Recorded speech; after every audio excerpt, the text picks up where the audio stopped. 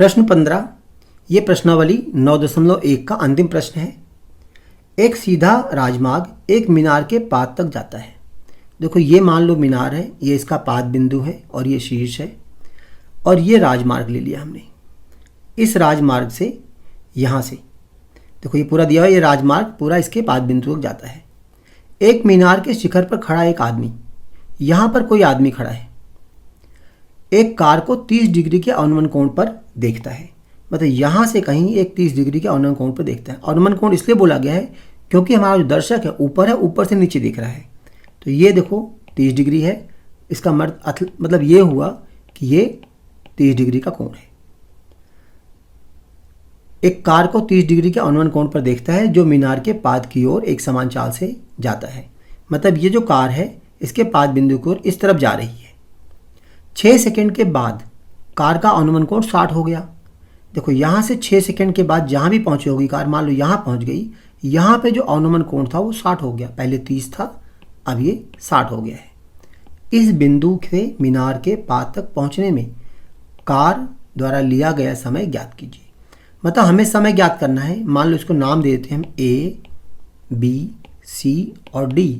तो B से C तक पहुँचने में कितना समय लिया गया है, हमें वो ज्ञात करना है। हम यहाँ मान लेंगे, मानना CD मीनार है। उसके बाद A और B क्रमशः 30 डिग्री पर और 60 डिग्री पर कार की स्थितियाँ हैं।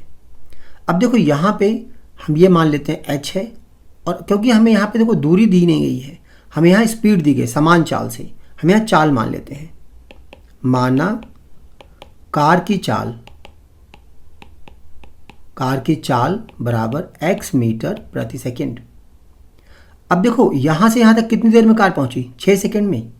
तो 6 सेकंड में दूरी बराबर कितनी आएगी, 6 सेकंड में दूरी बराबर चाल गुणा समय, मतलब 6x मीटर। तो ये जो दूरी आ गई ये आ गई 6x मीटर। अब इसमें मान लेते हैं हम कि कार B से C तक जाने में मान लो कुछ सेकंड लेगी, मान लो t सेकंड लेगी। माना B से C तक जाने में लिया गया समय बराबर t सेकंड। इसलिए BC बराबर कितना होगा, tx, समय गुणा दूरी, समय गुणा चाल बराबर दूरी। तो ये आ गया हमारा tx। अब इस पूरे प्रकरण में हमें क्या निकालना है, t, क्योंकि कितने समय में B से C तक वो पहुंची। तो देखो यहाँ 2 त्रिभुज हैं। पहले हम ये वाला त्रिभुज लेते हैं, त्रिभुज BCD में। इस त्रिभुज में अगर हम tan 60 का प्रयोग करते हैं, tan 60 डिग्री बराबर लंब बटे आधार, मतलब CD बटे में BC। इसको सरल करें, tan 60 हो गया √3 और CD हो गया हमारा h और BC है tx। इस तरह से जो h का मान आया इसको यहाँ ले आएंगे 3 के पास, तो h बराबर √3 tx। इसे यहीं छोड़ देते हैं नंबर 1 समीकरण डाल के। यहाँ से हमने h का मान t और x के रूप में निकाल लिया। अब हम लेते हैं दूसरा त्रिभुज, पूरा त्रिभुज A, C और D। त्रिभुज ACD में देखो यहाँ कोण 30 डिग्री का है, तो यहाँ लेंगे हम tan 30 डिग्री।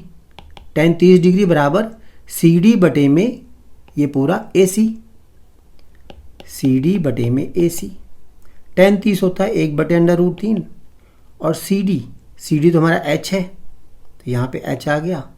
और AC की जगह हम क्या ले सकते हैं, देखो AC क्या है, AB प्लस BC, मतलब 6x प्लस tx। तो ये आ गया 6x प्लस tx। h का मान हम पहले निकाल चुके हैं। h का मान कितना है, ये रहा √3 tx। तो 1 बटे में √3 बराबर h का मान रख देंगे यहाँ पे √3 tx बटे में। देखो यहाँ x और x कॉमन आ रहे हैं ना, x कॉमन ले लिया, तो ये आ गया 6 प्लस t। ये x और x कट गए तो x का रोल खत्म हो गया, हमारे पास बचा क्या, केवल t। और t ही निकालना है हमें। क्रॉस गुणा करेंगे तो देखो इस √3 से इस √3 को करेंगे और यहाँ पे 6 + t को 1 से करेंगे, तो 6 + t बराबर 3t, क्योंकि √3 गुणा √3 ये बराबर 3 हो जाएगा।